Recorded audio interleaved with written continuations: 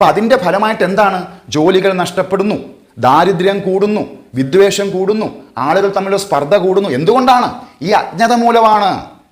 അതായത് നമുക്ക് പലതിനോടുമുള്ള ഒരു ആർത്തി ഉണ്ടല്ലോ. നമുക്ക് ഈ നമ്മുടെ കണ്ണുകൊണ്ട് കാണുന്ന ഈ പറയുന്ന നമുക്ക് ഇതെല്ലാം നമുക്ക് വേണ്ടി ഉണ്ടാക്കിയതാണ്, അല്ലെങ്കിൽ ഈ പറയുന്നതെല്ലാം എനിക്ക് വേണം, ഇതിനെല്ലാം എനിക്ക് വേണം എന്നുള്ള ആ ഒരു അജ്ഞതയിൽ നിന്ന് നമുക്ക് എന്താണ് പിന്നീട് സംഭവിക്കുന്നത്? നാളെ എന്ത് എന്നുള്ളൊരു ചോദ്യചിഹ്നം നമ്മുടെ മുമ്പിലാണ്. അപ്പോൾ ഇത് നമുക്ക് ഈ പറയുന്ന ഈഗോ കോൺഷ്യസ് ആയിട്ടുള്ള ആളുകൾ, ഞാൻ പറഞ്ഞു 96% ഈ പറയുന്ന മലയാളികളെ സംബന്ധിച്ച് അവർക്ക് ചുറ്റുമുള്ളത് ഇലൂഷനാണ്, മായയാണെന്നുള്ളൊരു കോൺസെപ്റ്റ് അവർക്കില്ല. അതുകൊണ്ട് തന്നെ അവർക്ക് ഇതിനോടെല്ലാം എന്താണ് ഒരു അറ്റാച്ച്മെൻ്റ് ആണ് ഉണ്ടാവുന്നത്.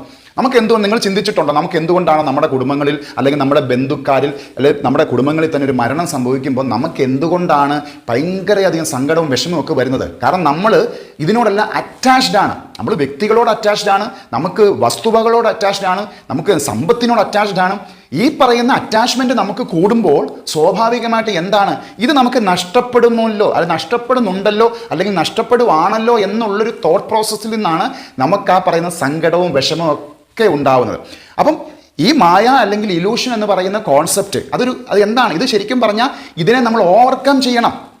അതായത് ഇതിനപ്പുറത്തോട്ട് മറ്റൊന്നുണ്ട്, അതിനെ നമ്മൾ ബെറ്റർ ആക്കുമ്പോഴാണ് നമ്മുടെ കൺട്രോളിൽ എന്താണ് ഈ പുറമേ കാണുന്ന ഒരു കാര്യവും നമ്മുടെ കൺട്രോളിലില്ല.